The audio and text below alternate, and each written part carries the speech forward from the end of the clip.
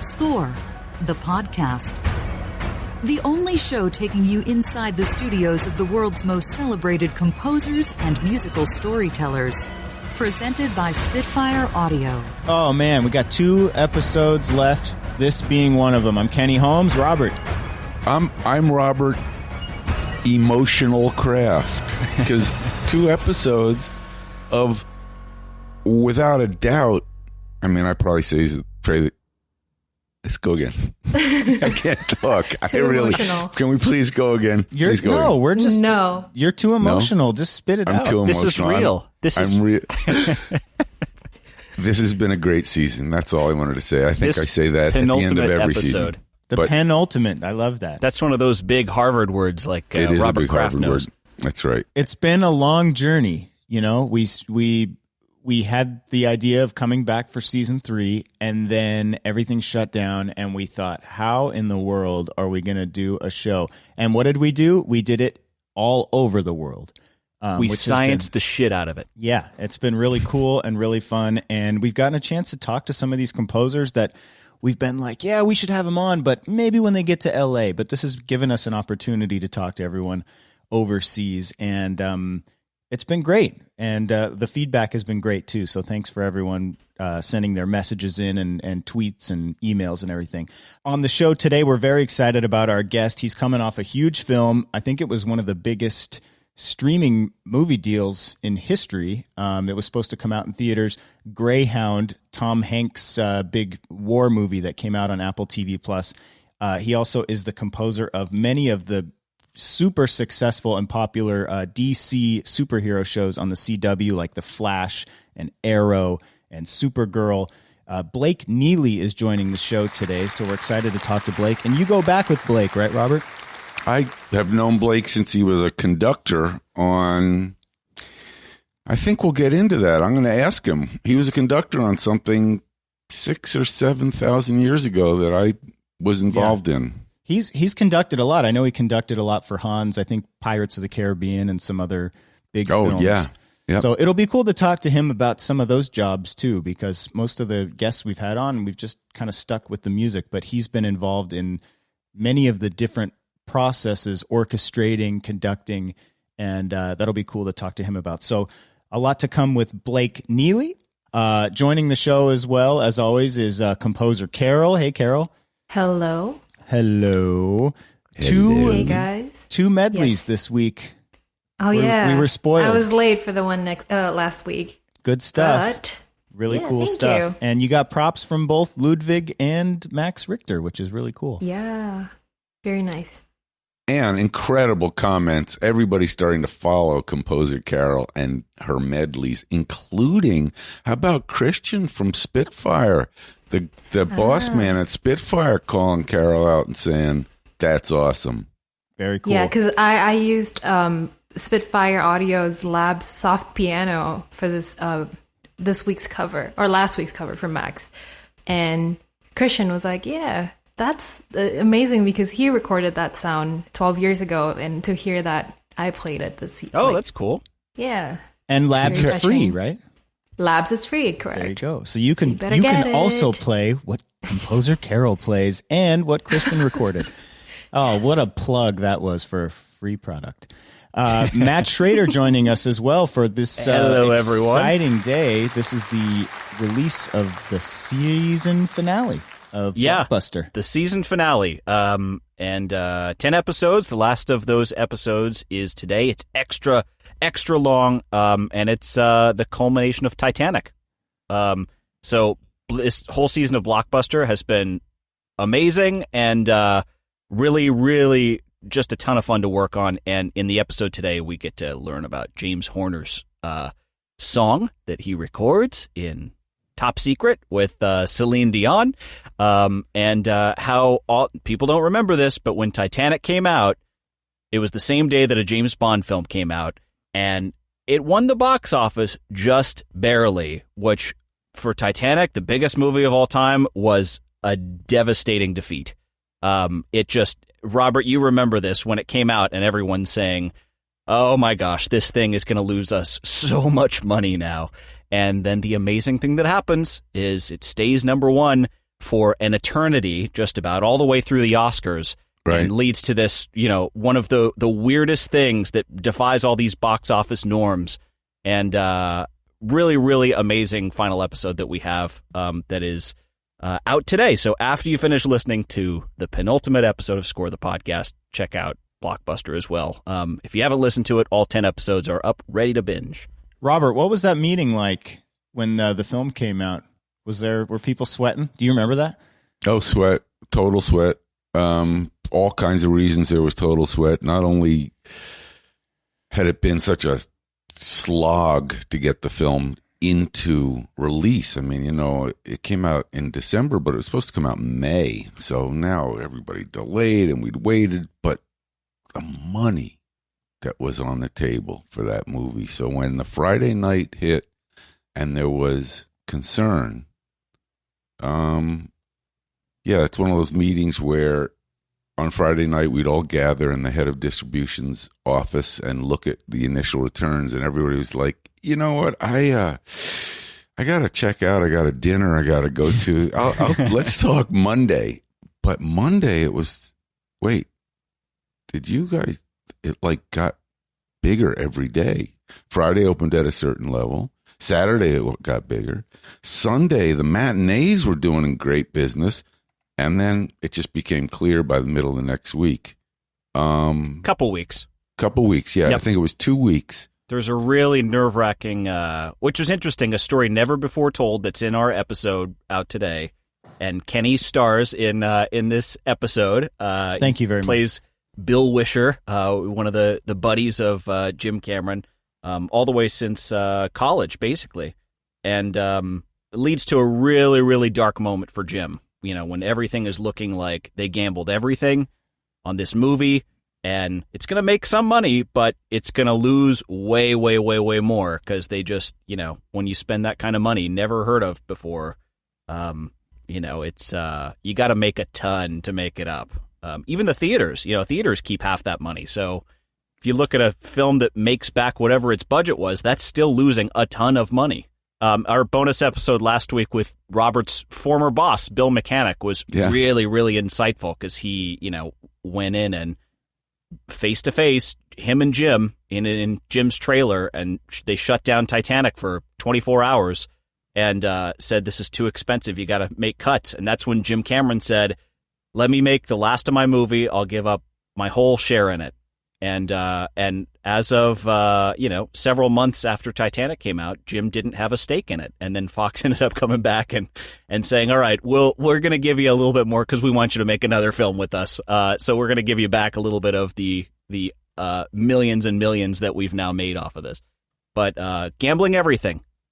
It's a really interesting final episode that we have of Blockbuster. And if you haven't started Blockbuster yet, now's a good time to, because you can binge it, which is great. I know a lot of people are like, man, the whole thing. It's tough to wait week to week. We're so used to binging in the world we live in now. And now it's all out there. And it's a great listen. Peter Boviet's sound design is just spectacular. I don't want to give too much away, but the scene with the PCP soup. The real spiked trippy soup on the Titanic set was just trippy, and I wasn't sure if I was hallucinating myself listening to it. So go check it out. And then Friday we'll do a bonus episode remembering James Horner that we recorded much of with James Cameron himself, when we were doing Score. And he talked quite a bit about some of his memories with the late James Horner. And it was a really kind of interesting and special thing. So check out Blockbuster. Very cool. Very cool. We have some Score the Mailbox entries to get to. We want to try and get most of those answered before the season ends, so we're going to plow through a couple of those in just a second. But before we get to that, as always, we want to take a moment to thank our sponsor, Spitfire Audio, maker of orchestral virtual instruments for film composers, used by many of our guests right here on the show, and composer Carol in her medleys, as we saw this week. Good morning, Robert. Do you want to take your line?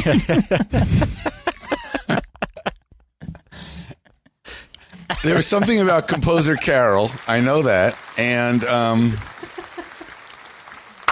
I was Robert's season ended of Score the Podcast like 3 hours. just then. I was weeping off camera. Would you rewind, reset, and give me that cue again? Mine was clean. Just take it from the bullet point. You're good.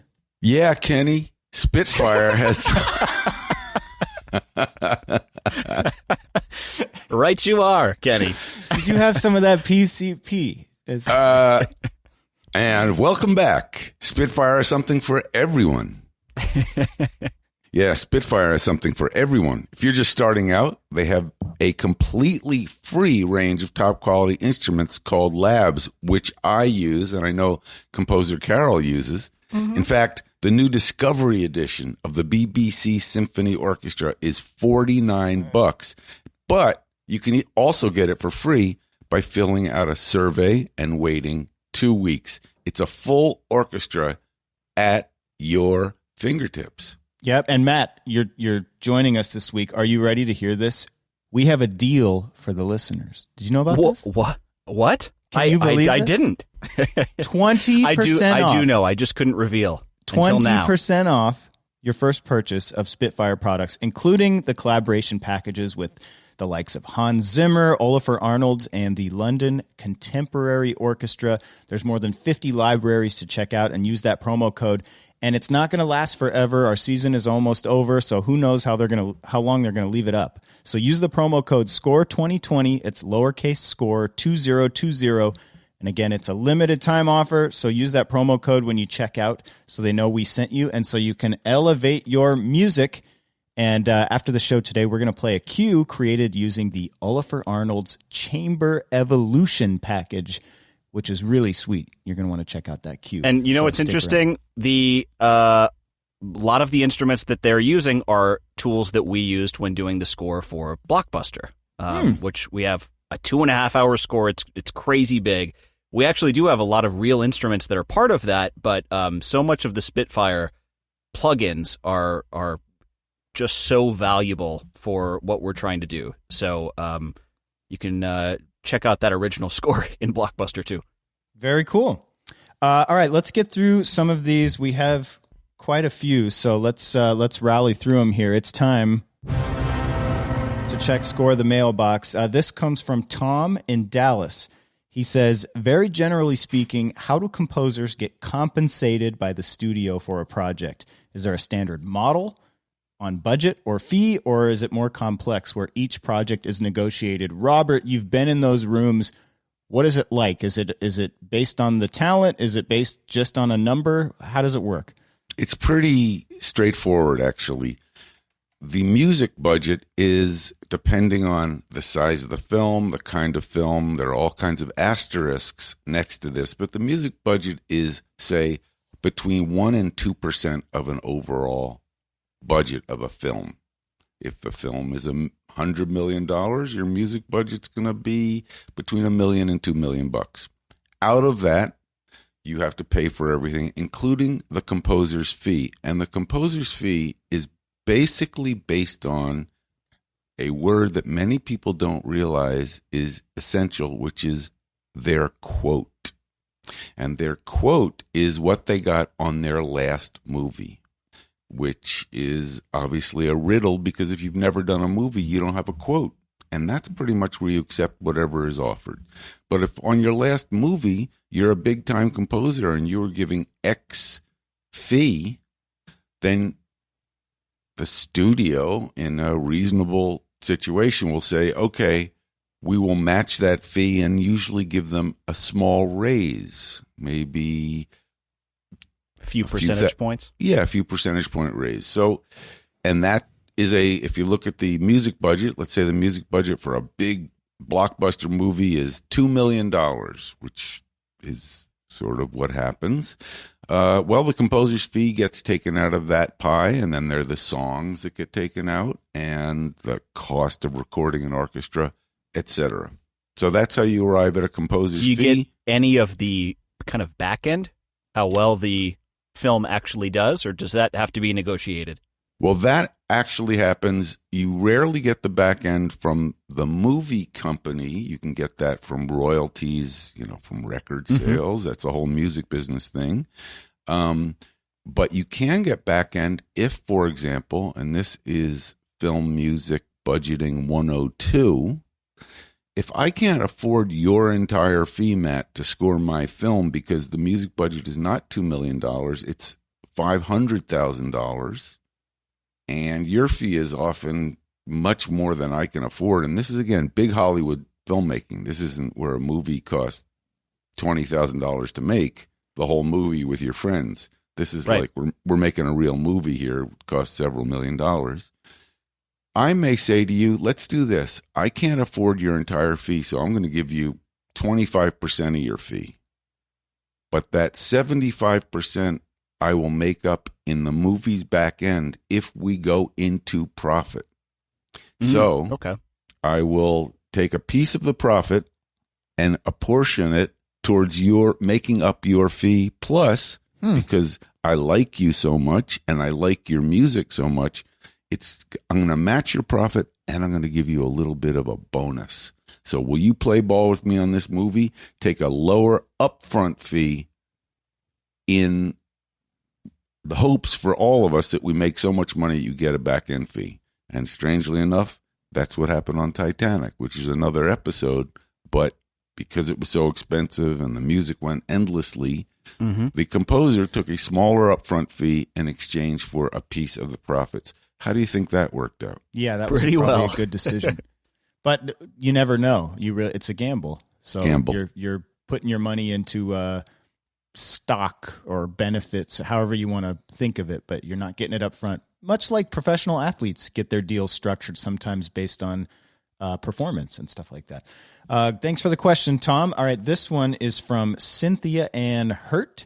She says, I've been privileged enough to attend 4 viewings of movies where symphony orchestras play the score live.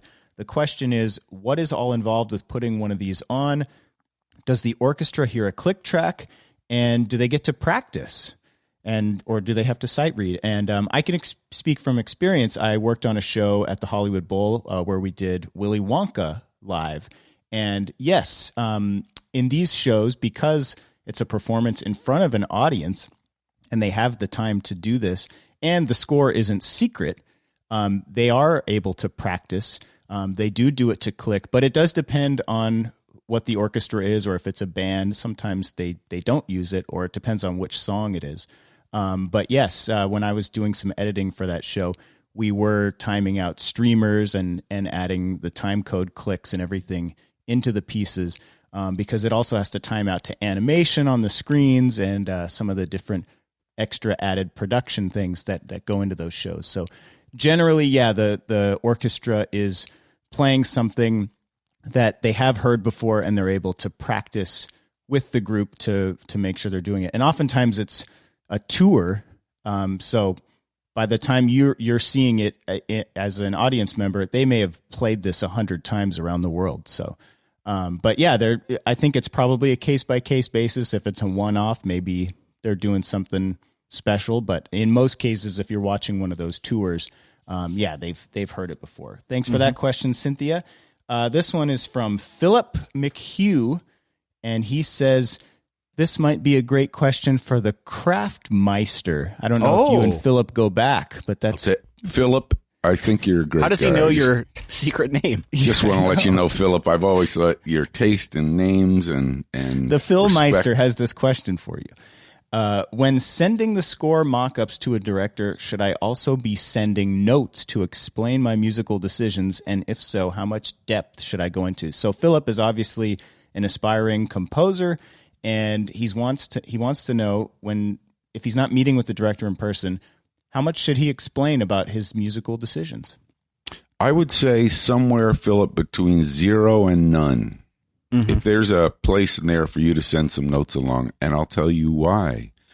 Because it's all about the music, and you can explain, who cares? Nobody's going to read your notes anyway. Oh, so he thought in measure 32, the bass should be louder.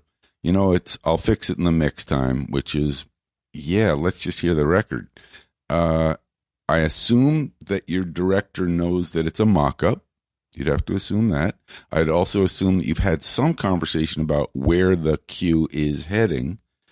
but there's really no upside to sending written descriptions of how it will be the coolest thing he's ever heard or she's ever heard. You just want to send the music and cross your fingers. I will add to that because I've been through that, and we on Blockbuster, which we're finishing today, there's a huge musical cue at the end of our episode, and I had the exact same mock-up conversation with Fernando Arroyo Lascarrain, who did the music for our whole series, and he sent over a mock-up early on because he wanted to be involved with this season, and no explanation to it. It was this is an idea for what we can build the rest of the score out of. I would say you could probably get away with like one bullet point to say, here's my vision for this one thing that we could do at this time code. But like, let the music speak for itself, just as Robert said. Well, you don't want to tell someone how to feel. I mean, they're either going to get goosebumps and feel that it's the right music for the moment, or they're going to say, totally. This didn't hit me. And I don't think words can really do that. Just as much as when you go to the theater, no one has to tell you, this is the sad part. Get ready to feel sad. Like the music is what's guiding you to that. So the director should probably go into that moment like an audience member. And if they don't get impacted by it, then it's not the right piece for the section. Though I can't tell you one word that makes me feel better among many, but one word that makes me feel better is Kraftmeister. It just, it kind of lands on me in a way that's just so start all of your mock-up emails with Dear Blank Meister.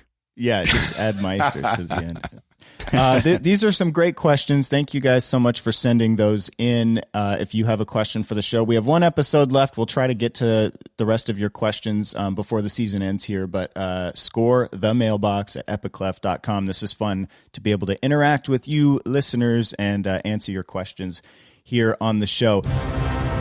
Guys, I think it's time to take a break, and then we're going to come back with Maestro Blake Neely joining the show today. All right. Looking forward to this.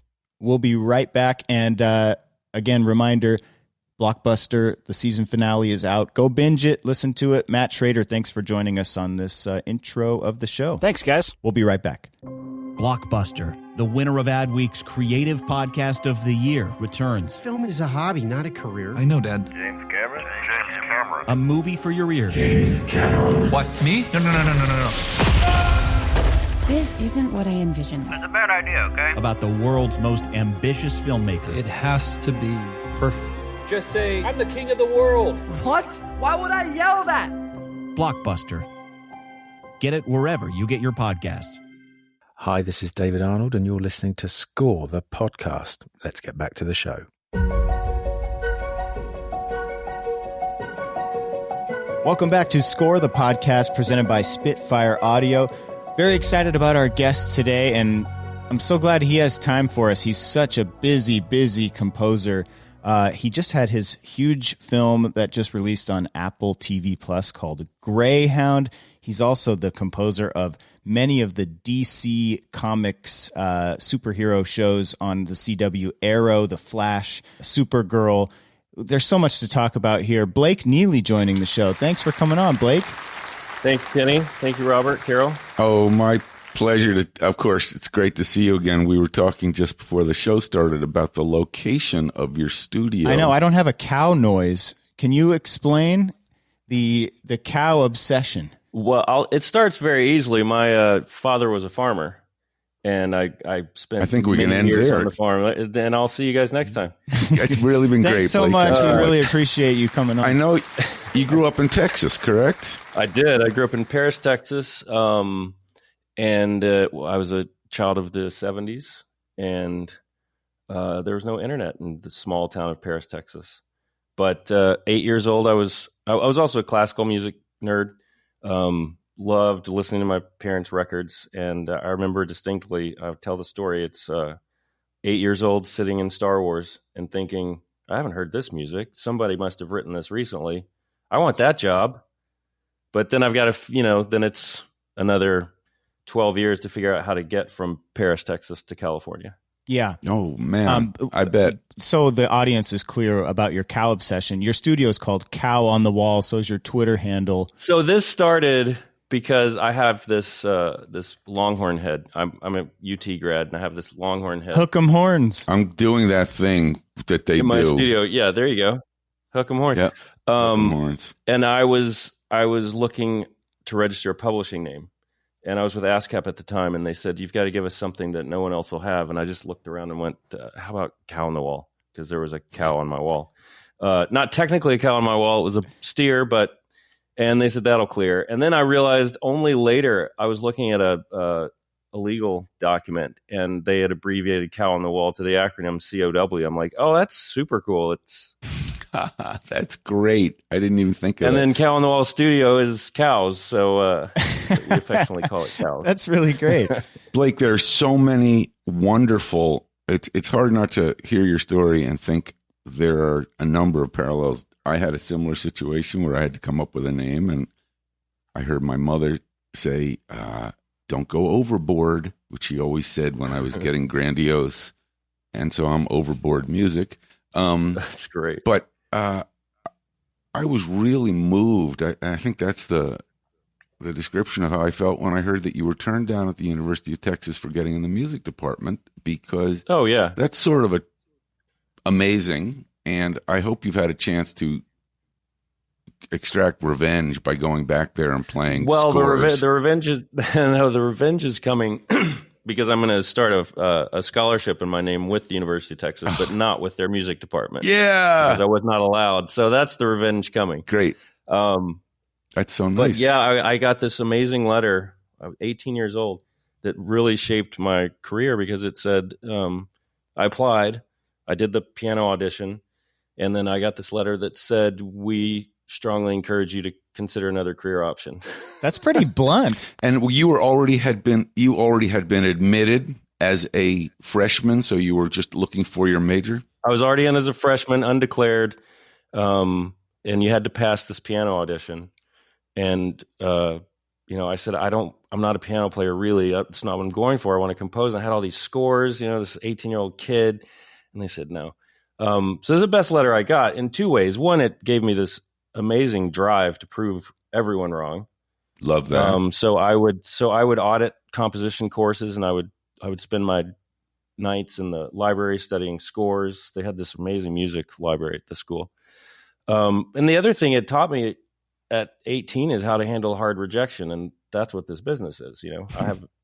I still get rejected, as successful as I've been at still. And you still have to, rejection of a cue, something you spent 2 days writing, and you've got to learn how to handle that rejection. So early on, it really prepared me, and it's literally the best letter I got. Did you feel that way at the time, though, or was there ever a moment, was it crushing at all? 18? No, crushing. Because I've had moments in my life, too, where like you look back on it, and the worst time of your life turned out to be the greatest thing that happened. Absolutely. But that's a pretty blunt thing for them to say, instead of like, hey, keep at it, you're doing a good effort, try again next year. It's like, why don't you try a different department? Well, it's funny, the other rejection I got, so I went to my counselor. I said, what should I major in? And they said, well, you've taken a lot of languages, why don't you just become a linguistics major?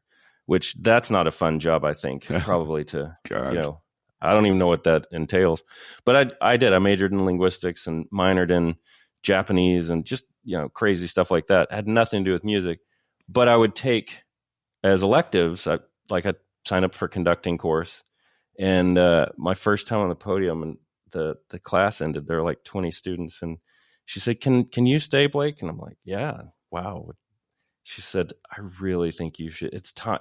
It's early enough. You could cut this course and take another one. I really don't think you're cut out for this." So I'm like, wow, like everyone just says, do not do music. And then what's funny is the first time I met you, Robert, I was conducting at Fox. That's how I was trying to remember. In fact, what you picture should remind me remember what the score was. And I thought of you first as a conductor. It's actually been this kind of tumbling understanding of your talent from first seeing you. Oh, Blake's a conductor, to where we are today. What score was it? I don't remember. I want to say it was The Day After Tomorrow, but I think it was earlier than that. Day After Tomorrow was Tyler Bay. No. That's Day After Tomorrow was a Roland Emmerich picture. And but I think it was way earlier than that, because I was it might have been a Hans thing. The first big thing I conducted in Hollywood was Pirates of the Caribbean. I know that wasn't yours, but it was on the Fox stage. So, and had you orchestrated or arranged the cues? I had done some additional writing for Hans on that movie. That was just a whirlwind because, well, to back up, right out of college. I'll make it quick because it's a long and sordid story. But no, tell the tale. Did you drive from Austin to Hollywood? Well, it's a tale of 16-hour frenzy. No, it's a tale of nepotism. My best friend in college, his father was the head of marketing for Disney. Nice. And he wanted me to spend the summer with him, my junior year of college, and so he said, "Dad, do you think you could get Blake an internship?" And so he called Chris Montan. Lovely. And I got an internship, and I went to scoring sessions all summer, and I saw The Lion King recorded, and I saw one of the Little Mermaid recorded. Anyway, amazing. I go back. I'm like, I'm moving to California. Absolutely. So when I took another internship the next summer in their publishing department, and that's where after I graduated, I came out and got a job with Hollywood Records. Do you remember them? Oh, definitely. Definitely. Stayed there for a while. Then I went to Disney Publishing for a couple of years. And then my biggest connection was I was in charge of printed sheet music for Disney. And I went to my boss and said, do we send these to the composers to proof? And she said, we never really have. And I said, well, I'd want to. So let me reach out to them. So I just got to know all these composers by sending them the sheet music to proof. And one of them was Michael Kamen. And so when I left Disney for personal reasons and we moved back to Texas, I reached out to all of them, and Michael was looking to have someone put his concert library together and for a tour. And can you just tell me what year or year-ish? This is 96. Okay. 96. So I spent a couple of years putting these, he'd send me all of his scores, and I would put them in a more concert setting, just kind of reorchestration. So he called me one day and he said, "Hey, Blakey, you must be an orchestrator." And I had not been, but I always say yes. I said, "Sure." Correct. And he said, "Well, we're doing this little thing. I'm going to send you a chart. We're doing this little concert with a band called Metallica." So he sends me a chart. And I said to my wife, "You won't see me for the next 3 days. I got to nail this." And I sent it. And typical Michael, it wasn't anything, overboard, as you would say, Robert. He just called me and said, "Great, I'm going to send you 3 more." And then suddenly I was Michael Kamen's orchestrator with the biggest. And that was for S&M? That was for S&M, which was quite a trial by fire to be thrown into, but it was amazing. And then at the after party of the show, he said, I'm doing this movie, Iron Giant. Would you like to come on? Oh, Brad Bird was such a beautiful movie. Oh, it's a great movie. That was my intro. Blake, some of our listeners, we have a lot of aspiring composer musicians. Expiring too. Expiring, yeah. We also have listeners who are just fans of music, and we haven't really dove into this much with anybody and had the chance to, but we brushed on it a little bit with the documentary. But what can you tell us about, like, in layman's terms, what an orchestrator does in the process? Yeah, and I'm happy to explain it because the next part of my story is that I hadn't explained it to the person that got me into composing. But what it is a composer writes, and sometimes they'll write on a piano, sometimes they'll just sketch on paper. Sometimes they'll do the entire thing in the computer with a sequence and with software that makes it sound like it's supposed to be. And then you have to get that music onto a score that then you can give to the players to play. And so what an orchestrator does is he'll take the sketch from the composer and have long discussions, long discussions with Michael. Michael is one of the most brilliant orchestrators ever. He just employed orchestrators because he was busy doing other things. So I would have long discussions and it'd be like, "Hey, this passage, I'm thinking if it was sort of like the Shostakovich 8. And so, run off and you listen to that and study that, and this is how you do it. And then other orchestrators, it's simply getting the lines on the page. I mean, sometimes I've gotten sequences from a computer program that it's like, it says the flutes will do this, the violins will do this. So there's many facets and phases to a orchestrator's job. And generally, is the because you mentioned this, Kamen could do it, but he was busy. But are generally composers orchestrators, or is that a select few? And I think ability? It's becoming rarer. I would say because a lot of really great film composers are coming from the band world, the artist world, and it's I've had a lot of discussions with other composers who are like, I really feel like I should learn orchestration. So it's a great thing to learn. Does it mean that you can't compose if you don't know how to do it? Absolutely not. I orchestrated for Alan Menken once, and he just sent me a piano sketch and just talked me through what he wanted it to sound like. He's not an orchestrator, but he's written some brilliant orchestral music. So I don't think that I probably you would agree, Robert. Well, I think also there's so much technology that makes you sound like you're a great orchestrator that you can fire up all the sounds of the orchestra and create demos that make it sound like you know more than you do. It's interesting you mention Kamen and his orchestration chops, because I would see him on that Kurzweil spit out just kind of the barest demos, and Chris Brooks and Steve McLaughlin would put together a cue, and it would be magnificent, but it was true that he knew exactly where he was headed. Well, it's exactly that team you named that really, they were so fantastic to bring in this new kid and teach him the ropes with Michael, Bob Elhigh, Chris Brooks, Steve McLaughlin. I mean, that was the team. It was the team, and it's really interesting. And I think one of the interesting things about your career is that in some ways you almost reverse engineered your moment as a top film and television composer by starting. It's almost like all the jobs that composers learn are subsequent to, hey, I can write something original, and some director heard it on a record or heard it on KCRW one morning or likes my vibe, or I wrote a cue, and you learned all the other, I use this word very judiciously, crafts completely. I mean, that's the way I knew you is, you can get Blake. He'll do everything. He'll conduct, he'll orchestrate, he'll arrange. Well, my whole thing was that I didn't know any other way to get in. It wasn't really that I wanted, of course, to be a film composer, but I told myself, if I have a job in music, I'll be happy. So there were days at Hollywood Records when I'm filling out licensing forms that I'm like, I'm working in music. This is great. And now looking back, it's sort of like that letter from UT. Like the things that I learned from reading contracts and licensing and publishing and record distribution. Now that I am doing that with my own music, it just, I have a better leg to stand on. It always adds up that way. I'm wondering if there was a very definable moment where someone said, hey, Blake, can you write this for me? Either a composer saying, can you take cue, 4M3 and just do it, man? I'm burnt on this cue.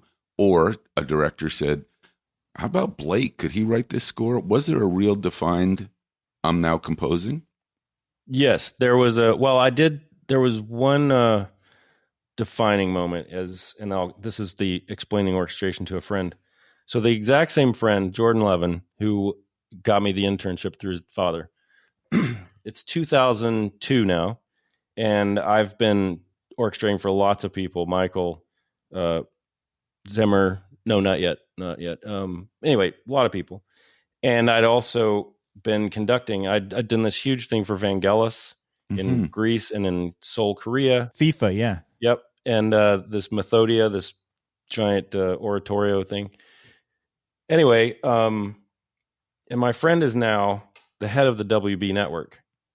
And Greg Berlanti was doing his very first pilot called Everwood, and he was looking for a composer. And so Jordan says to him, well, you should meet with my friend because he writes a lot of music for movies. Well, I was just orchestrating, but it is technically writing music for movies. Close enough. Yeah. So I say I get this meeting from Greg, and I ask if I can watch the episode before the meeting. So they send me the pilot to Everwood, and I, again, like the Cayman chart coming in, instead of sending a demo reel, I just decided I'd spend the weekend and score it. So my demo was scoring the first episode of Everwood with real players. No. On my, I was very into sequencing and computer samples and everything, and so that's how I got the job. And that's a really go-getter way to do it, though. I mean, yeah, it's a little bold. You could have easily sent a demo and they would have said, that's interesting. Okay, maybe we can try it out. But for them to get an actual piece written for it, that shows, you're after initiative. It. You're ready. Well, and it wasn't just a piece. It was the entire 5 acts scored. Shoot. And it wasn't that much music in it. It didn't need like 15 minutes or 20 minutes. And we did change some things, but Greg really liked it. And knowing Greg now, it's like, if he likes something once, he likes it forever. He's not one of those directors or producers that I'm just kind of tired of hearing this. It's like once it works, it works. And he's just thought it works. And I like the guy. So that was it. And who knew in 2002 that he would become history's single most prolific television producer? It's really quite incredible. But when you reverse the timeline and you look back on someone's career, it all makes sense. It sort of makes sense that you and Greg and Jordan and Cayman, you can say, of course. And Blake was destined to be the guy in the center of this. But when it's happening, it always feels like it's what it is, which is incredible coincidences and accidents. But Greg Berlanti and you going off in the sunset, why not? Oh, man, there's so many... And thank you for saying it that way, because to me it seems like it's completely natural, because that's, I wasn't even reverse engineering. I was just trying to get there. There are some other beautiful moments, like, I'd done this huge thing for Vangelis, and I'd conducted it, and it was filmed by PBS and watched by something like 1 billion people. 1 billion. And but little did I know that Hans Zimmer was such a huge fan of Vangelis. Yeah. And he'd seen the concert, and I'm walking through remote control one day. I was orchestrating for someone else. And he saw me and said, "Hey, I just saw you on my TV, but you were like wearing a penguin suit." And he said, "Do you want to conduct Pirates of the Caribbean?" And I said, "Absolutely, do I."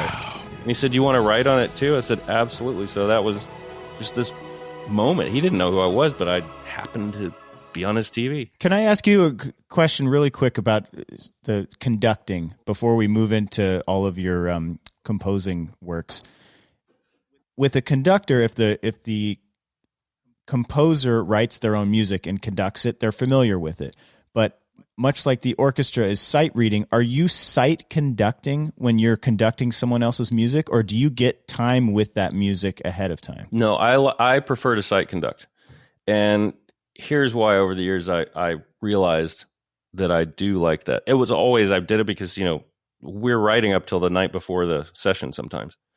What I like about sight conducting is I'm experiencing it I'm on the same level as the players.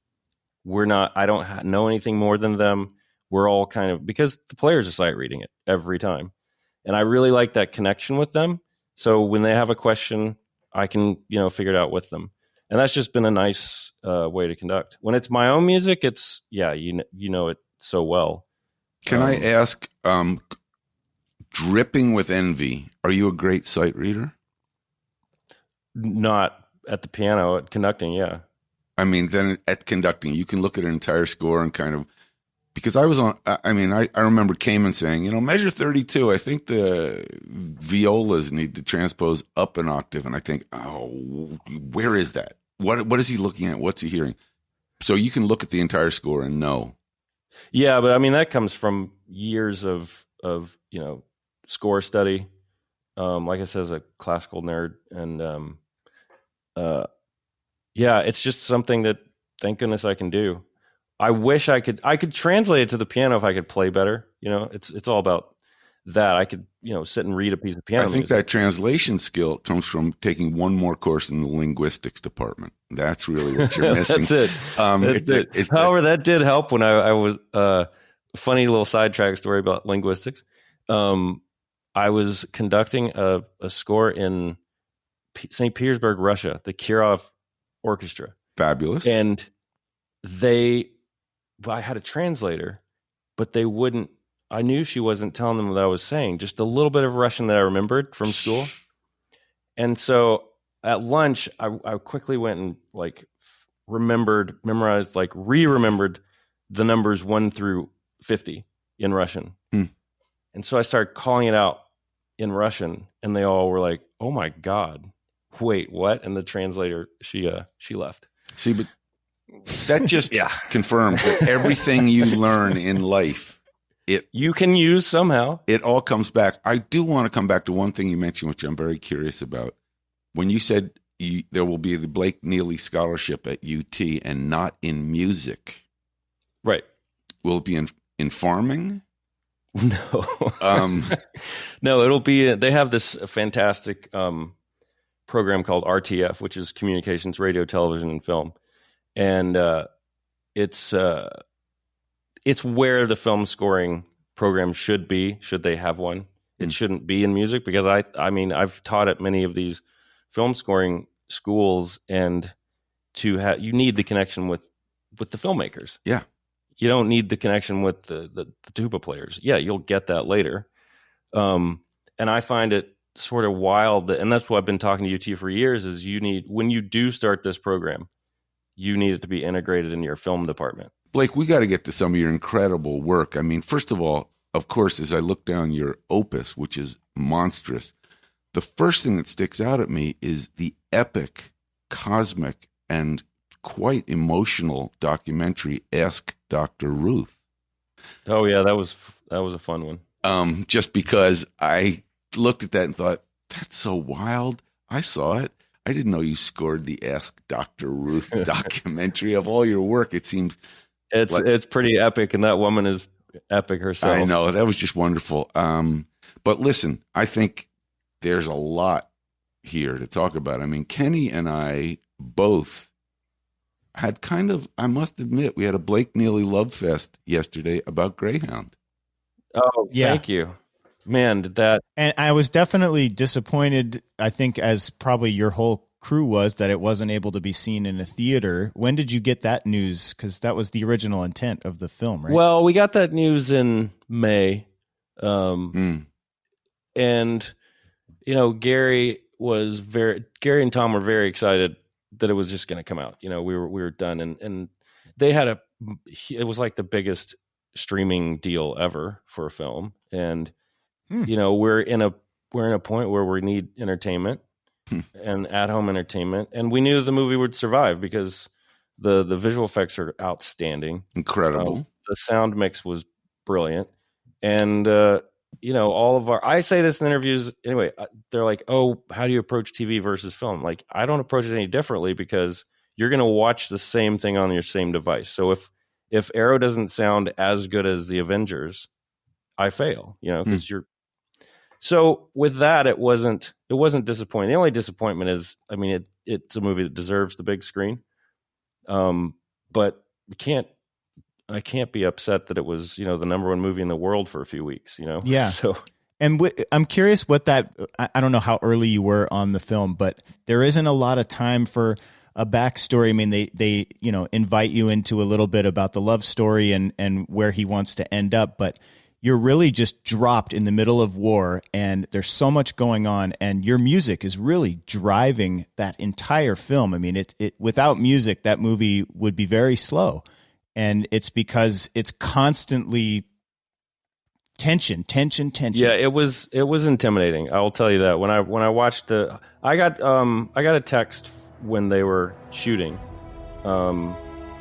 and Gary realized he realized he needed a movie that was very thematic, that had a big thematic thing. And I had done the Decade series for them, which had a big theme, and I'd done the Pacific, which my theme of the Pacific was.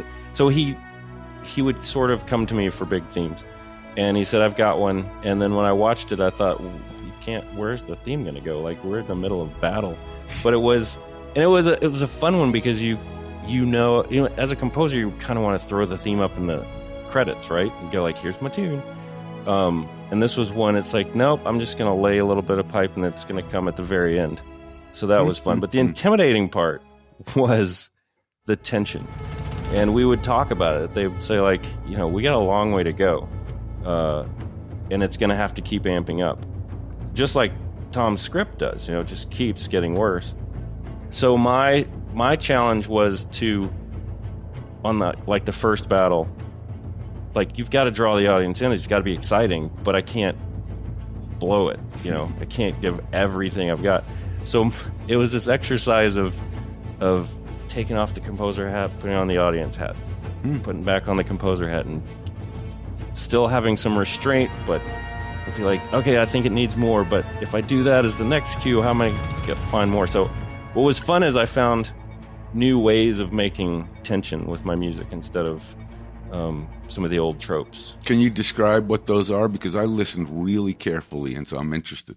Well, one for me is layers and how those layers start reacting with each other. I got into a lot of polyrhythmic stuff. There's a big piece towards the end that I just couldn't figure it out, and I went and just drove around in my car, and I was sitting at this stoplight and turned green, and this semi took off at the same time as this motorcycle. And this is so esoteric, but perfect. My brain said, those two things are going to the same place at the same speed, but their wheels, because they're different sizes, are moving at different rates. And I went, I have an idea for tension. I love that. It's not esoteric at all. It's the way the creative mind works. Yeah. So there's this piece where everything's playing the same thing, but at different speeds. And when they enter it, and then again, that becomes a layer that interacts with the other in a different way. So it was fun. It was intimidating. It was like a puzzle, though. Greyhound's like a puzzle. And a lot of times you can score things not linearly.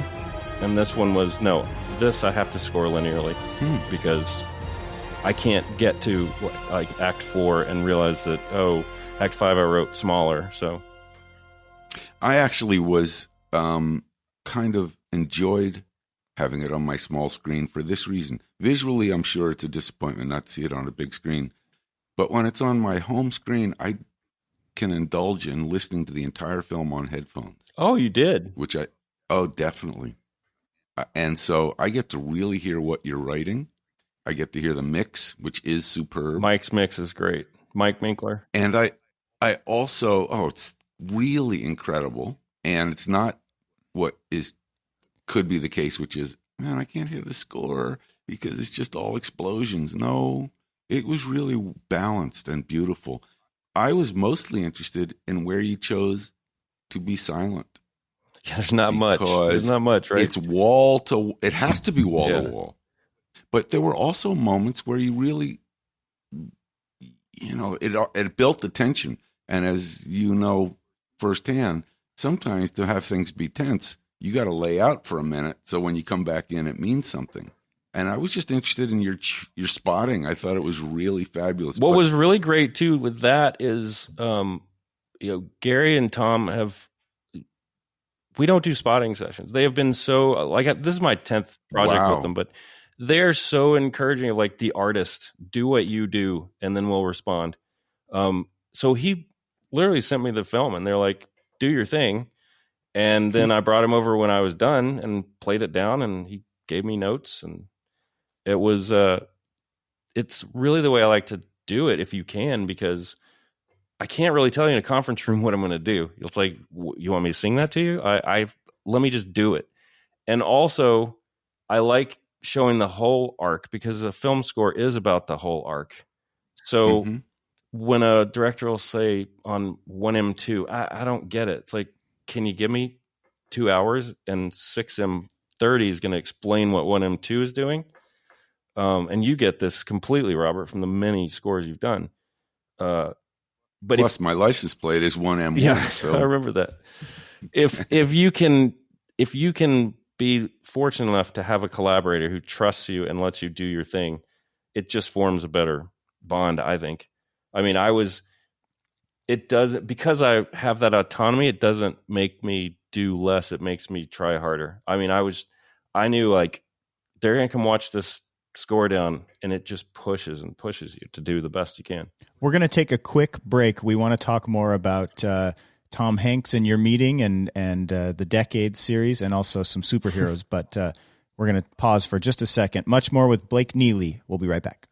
Hey there, fans of Score the Podcast. I'm David W. Collins, creator and host of The Soundtrack Show for iHeartRadio. Like you, I love Score the Podcast, and The Soundtrack Show is the perfect complement if you're passionate about music for film, TV, even video games and theater. Each week, I do a deep dive into some of the greatest scores of all time, as well as some fan favorites, and talk about why the music moves us from a character and story point of view. We also learn fascinating behind-the-scenes stories and share the history and background that brought each piece of music to life. It doesn't matter if you're a musician or not. Music is a language that we all understand. And through our love of movies like Star Wars, Lord of the Rings, Back to the Future, or even classics like Casablanca or Psycho, we can gain a deeper appreciation for how composers are speaking to us through music, explaining why we have such a powerful reaction to the images on screen. The Soundtrack Show is available on Apple Podcasts, the iHeartRadio app, or wherever you get your podcasts. Hi, this is Alexandre Desplat. You're listening to Score, the podcast. Thanks for listening, and go back to work.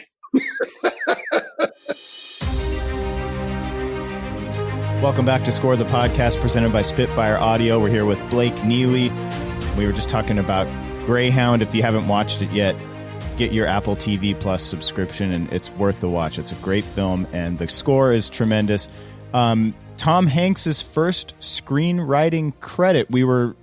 Robert thought that he wrote That Thing You Do. What does that mean, his first screenwriting credit versus something that he may have been a part of writing? Was this like a special baby for Tom when you guys were working together? Oh, it was definitely a special baby, and he is an aficionado on World War II. I mean, that man knows World War II, and he loves it almost as much as he loves typewriters, I understand. And this one, that's right. I read that he actually wrote the script on one of his typewriters. He's got a collection of typewriters. It's pretty amazing. That's fantastic. I can't speak to the first screen credit. I don't know. I thought he did That Thing You Do. Also. Yeah, I wasn't sure either, because that was where Playtone was born. Yep. Gary Goetzman and Tom Hanks and Deva, who I saw had a music supervisor credit. I had one more question about Greyhound before we move on. When did you record the score? And of course I ask because we're in a period now where orchestral recording is challenged. And this was a beautiful, I thought, and these days it's real. It's real. It sounded awful. But it was recorded a year and a half ago. Okay. We finished the film in February of 19. Oh, wow. And then they pushed the release because they were going to do this. It was going to intercede with a 50th anniversary of some war thing. And then we hit pandemic. Yeah. Okay, that makes sense. No, that was recorded. Very large orchestra. And a lot of, of course, because we're in the 21st century, a lot of really cool electronic. So many electronic. Pulses and beats and rhythms and scary sounds. And yeah. It was cool that my concept was, it's a period piece, but it needs to be like a modern thriller, almost a horror movie. And, it was great that they allowed me that breadth of sound, and I could put a synth on 1940. When you score with synths, are you trusting your own programming? Are you writing synth parts out? Oh yeah, it's all done in the box. And I've got over the years got some brilliant sound designers who also jump in and they're like, hey, what if we did this? And good. Yeah. But yeah, so I kind of like collect all these sounds first. I even had one of my assistants who does not play tuba. I came in one morning and I said, hey, rent a tuba for the week. He's like, why? I said, because you're going to play it. Nice. And because one of the sub sounds is actually Thor playing a tuba. as terribly as he can, and then me putting it through all these electronics. Just fun stuff like that. All is allowed. All is allowed in all is film allowed. scoring. That's the coolest thing about film scoring. How did you connect with Tom Hanks? You've done several projects with him, the Decade series, as you mentioned. One of my CNN, favorite themes. Also great. It's so good. Yeah, I'll tell you how I connected. It's another shout out Robert will like. I have the same agent as James Newton Howard. Nice. And James goes way back with Gary and Tom. And there was a film that they wanted him to do, and he just couldn't for schedule. And I was sitting at lunch with Sam Schwartz one day, and James called and was telling him, I can't, who should we? And Sam looked across. He goes, how about Blake? Mm-hmm. So I met with James, and James called Gary and Tom. I met with them, and I did this film. Oh, and that started a great relationship with James over the years. And that started me off with Tom and Gary. And they would bring me these little films that were just wonderful, like Starter for 10 and The Great Buck Howard. And then it's turned a few documentaries for them. And then came the Decade series. And Gary was always like, I'm going to get you the big one. The big one's going to come. And that happened this month. He true to his word. That is so great. And I want to give a shout out to Gary Goetzman. There are very few people I would say this about, but I've always wanted to be Gary. I just, when I grow up, I want to be Gary because he has such an interesting career starting in rock and music. Oh, yeah. And segueing to being filmmaker. That man is living his best life. He really is. But you want to hear something crazy? Shoot. You know where his first office was? I don't know. As a music supervisor? Upstairs here in my studio. Oh, full in circle. Entourage. Full circle. Full circle. His cousin owned Entourage. He had a music supervision office upstairs, and then I ended up buying the building. It's crazy. Do you know there is? I think when years from today they have pulled this interview out to research your career and life, they will see so many magical connections. Oh man, I feel like I'm in the Matrix sometimes. Yeah, no kidding. I feel it. Well, we have some fans here on our small screen of all those DC shows. I mean, Carol, who is silently listening to all of what we're doing, and you said you have 10 on currently? Last year there were 10 series, and yeah. And the themes intermingle, correct? Yeah, the best thing, there weren't 10 superhero shows. There were 10 shows that I was working on. Got it. And some I do myself, some I do with co-writers, Sherry Chung, Nathan Bloom, and Daniel Chan. And, we have lots of help from additional composers too. So on a lot of it, I'm just kind of a ringleader or as sort of like Greg, showrunner, right? So you become, but that was an evolution because, for years it was just me, and then it was just me and my assistant. But yeah, the superhero shows, what's fun about them is they do these crossover episodes. And so you get to what I did when I started designing the sounds for Arrow. So I'm like, okay, I'm going to have like a sound palette that is specifically Arrow. Then he's going to have a theme, and then there's going to be a specific like ostinato for him. And for the non-music listeners, an ostinato is like a rhythmic figure. And if I do it right, then I can use any of those elements, and it'll still sound like Arrow. So when we got to the Flash, same thing. Supergirl, same thing. So then, because people are always like, how do you do the mashups, the crossovers? It's like, well, then it becomes easy. So I'll use the Flash sound palette with Arrow's ostinato, but Supergirl's theme. And then you have a mashup. And those are the hardest episodes, but the funnest to do. And this year we did a 5-part crossover, which was epic. Yeah. It's challenging. Thematically epic. I watched a little internet video about Arrow, and I heard you say that when you first presented it, they thought it was temp, and it ended up you actually scored it initially. Well, no, on Arrow, Greg, I had written this long, like 11-minute suite while they were filming based on the script. And Greg had come over and listened and was like, "This is gonna be great." And then, but it was only he and I working on it. So there were other producers involved. And I think the story that you're referring to is I had taken bits of that suite and given it to the editor, and they were throwing it in temping, and a trick that I learned from Zimmer.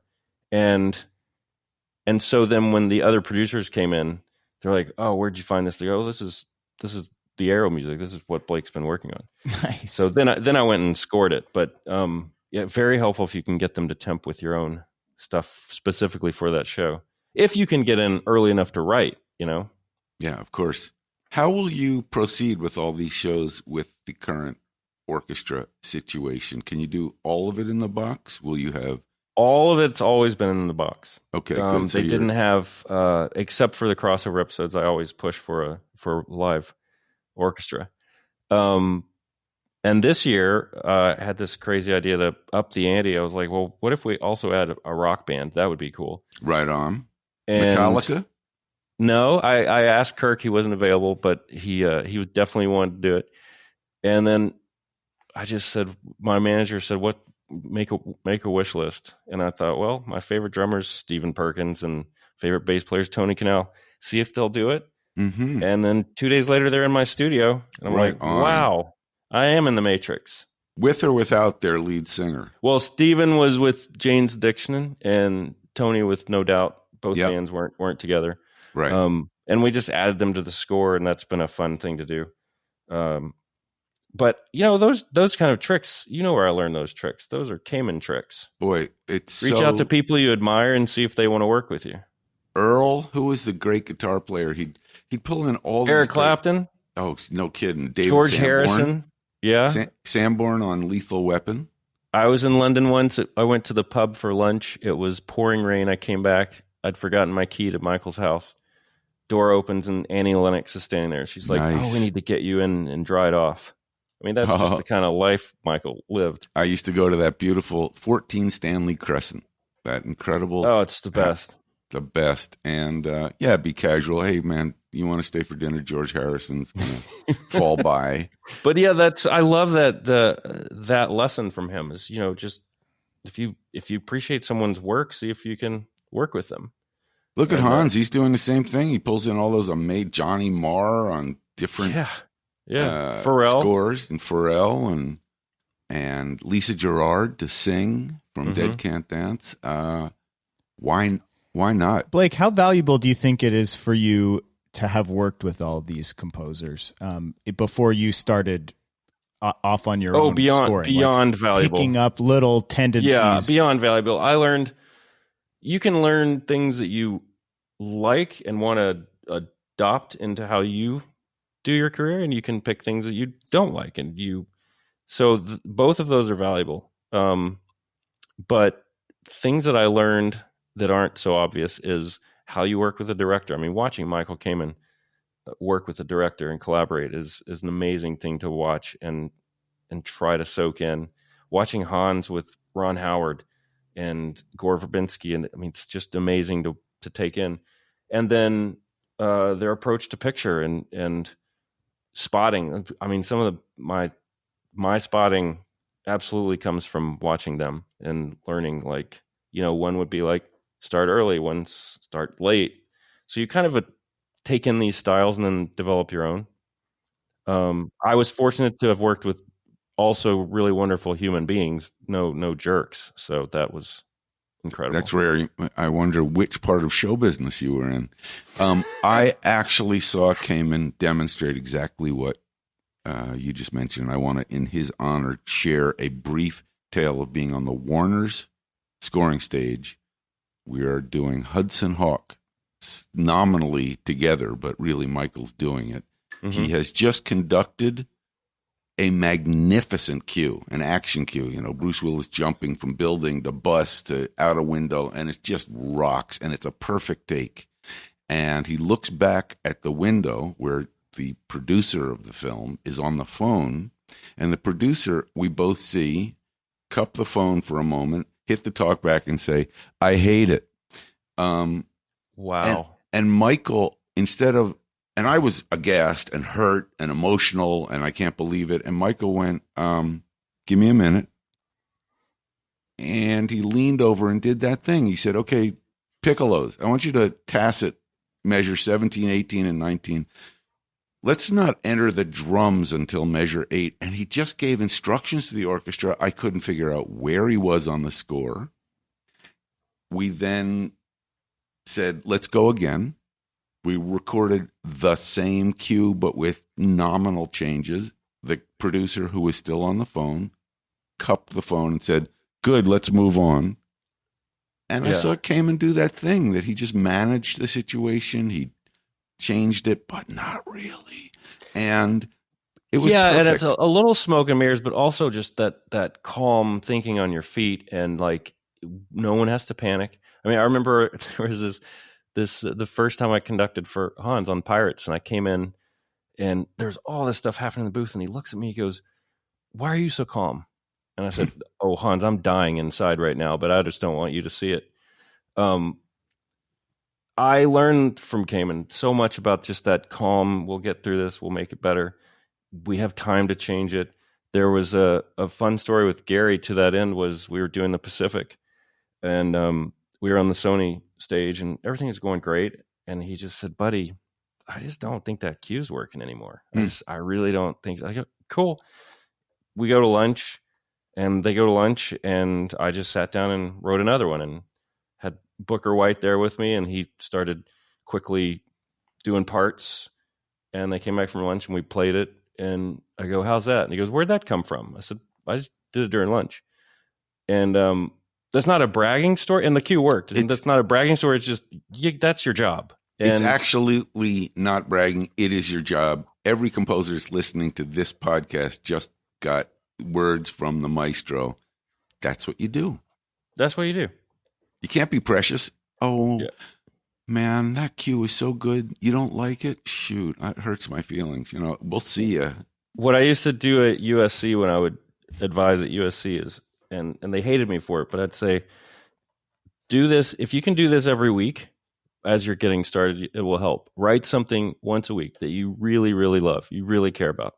Listen to it the next morning, and then delete it and empty the trash and erase the hard drive.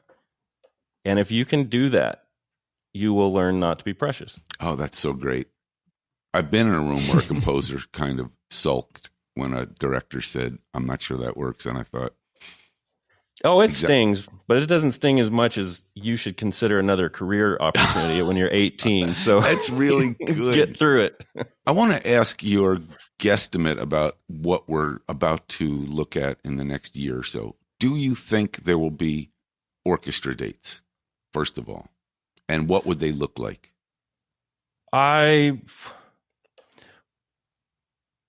So not unselfishly, what I really hope we see is the Philharmonics opening up again. It's just brutal that the arts programs are hit so bad. I think because they can't do home stuff, we're figuring out a way to do at home recording, but Philharmonic, they're at home. Yeah. And they're not playing. And that includes ballet and opera. I think for film scoring, they're already starting to try to open. Berlin's open. Nashville's open in a limited way.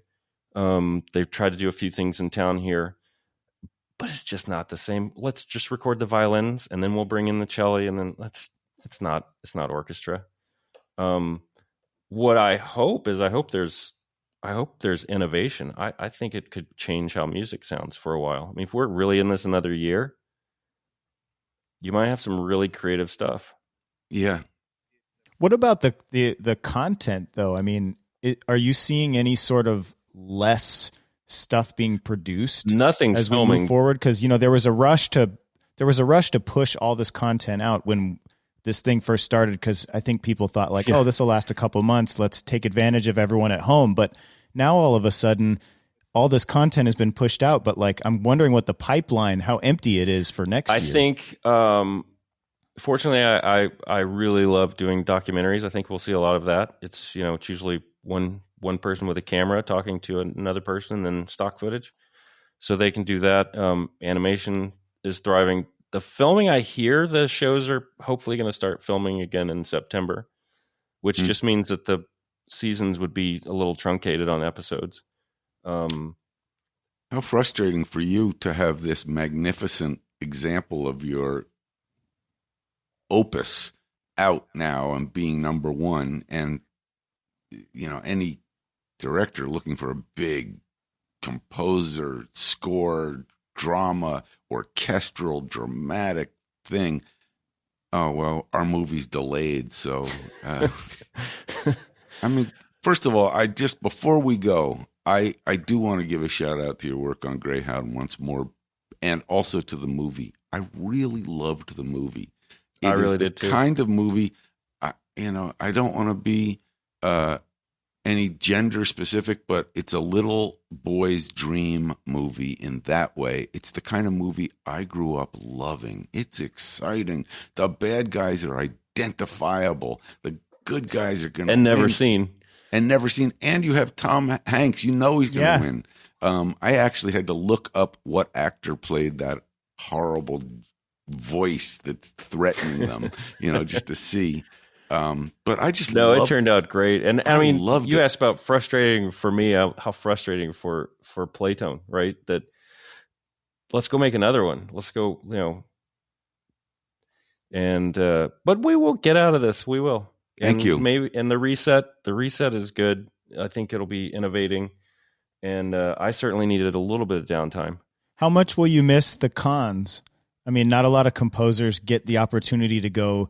If you score a rom-com, no one's wearing a Matthew McConaughey outfit and trying to get you to sign their poster. I mean, you're able to meet with these fans who are such big fans of your music and what you do for these DC shows. What's that experience like for you, and how much will you miss it now that a lot of that stuff's getting canceled? This was the first Comic-Con I have missed in 8 years. I mean, they are really a lot of fun to go to. Because you see why you're doing it. You see who you're doing it for. Last year we were in a room and the panel, it was 4,000 people attended a composer panel. Wow. We're like, are you guys sure you're in the right room? We're going to talk about film composing. But it's great there. And also, it's where you launch a lot of shows. So you see the excitement. When I started doing the superhero shows, I'd been doing television for about 10 years and never had any action figures for a show, so I now buy toys for my shows. Has anybody showed I'm up going to miss the con. At Comic-Con as Blake Neely? No. Blake Neely barely shows up as Blake Neely at Comic-Con. Or do you get an action figure of you? Hey, Christoph Beck got one. They made a Funko Pop of him. I saw that. For when's the Blake Neely Arrow? No. Yeah. No, I don't. I love behind the camera. I think, considering your story today, not yet. Okay. I'm going to go with not yet. And I am going to tell you that I couldn't be more excited about that UT program because I now have excuses to go to Austin. Mm-hmm. And I'm going to sit in the back of the room for one of those classes one day and ask really hard questions. I'm going to sit there and say, what do you do when the director tells you in your first meeting, I played trumpet in high school, so you don't have to worry about me. I really know music. What should you say? That's going to be my first question of whoever's lecturing in the Blake Neely. Wow. I will never say who, but I had a director show up with his guitar once, and he said, we watched the film, and he said, now I'd like to play you the themes that we're going to use. Yeah, that is really wonderful. And needless to say, in the wonderful 2 decades I had those conversations ad nauseum. Often the best and most famous directors, not the best directors, I want to say the most legendary directors for big movies would come in and say, I played bass in my high school band, and so you don't have to worry about me. And they were really terrible, and it was the great directors who said, hey, man, I need you to really help out and show me these emotions. I was always moved by that. I did love it when the door would close, me and the director, I thought I was in trouble, and he'd say, my kid's in a band, and he's written a song for this $200 million movie at Fox. And I'm wondering, I think it's really great, but I promised him you'd listen to it and try and find a place on the soundtrack. I think that is on that upbeat note about the beauty of show business. Yeah, unless it's John Carpenter making these suggestions. It's the most terrifying thing you can hear from a director is like, when you do that flat 5 chord, like, oh my God, this is gonna be tough. But I just like to say to them, like, just talk to me about the story. Talk to me like you did with the actors. Give me 3 adjectives. I love that. Let me go figure out how to make that. That's all they have to do. And I've been very fortunate to have those collaborators. And I love the fact that Goetzman and Hank say, just go do what you do, because that's the ideal thing. They're not hiring you because you don't know what to do with a film. They're hiring you because you're the expert. You're the carpenter. And then they come in and produce it. Give me the notes. Do that. Let me, just like if I'm a solo artist, the worst solo artist thing they can do is to not be produced, not have a producer. It's absolutely perfect analogy for the process. And Blake, what a joy. First of all, just to see you and reconnect. I know, just to see you again. So when we're out of this, got to come over, all of you. Can't wait. I haven't been in Entourage for quite some time, and I know it well, and I'd love to see how you've transformed it. Next time in person, for sure, yeah. Next season in person. It also has the best bar in North Hollywood. Lovely. In the studio, yeah. Man. Got to do it right. So that's so great. And what fun for all the people that work with you. What a great gift that you are giving them to show what you've learned. Well, I couldn't do it without him. And again, everyone, go listen to his score and watch the film Greyhound. Yeah. If you haven't seen it yet, it's fantastic. Guys, thank you so much for thinking of having me. This was fun. Blake, what a treat. Our pleasure. Reminder to our listeners, there's a number of ways to follow us. Twitter, @ScoreThePodcast. Instagram, @ScoreMovie. Facebook, Score a Film Music Documentary.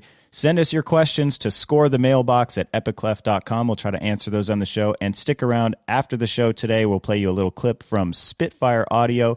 You can hear some different sounds to help elevate your music. Robert, take it away, man. Blake Neely in the house.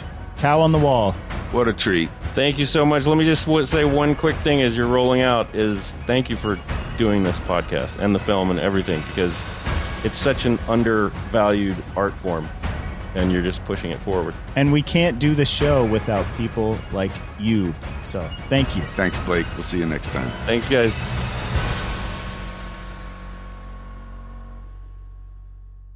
Hey, Score listeners, we are so grateful for the support of Spitfire Audio. They collaborate with people like Hans Zimmer and the Bernard Herrmann Estate to build sample libraries that elevate your music. You're about to hear a musical demo of what that sounds like. Oh, I can't wait.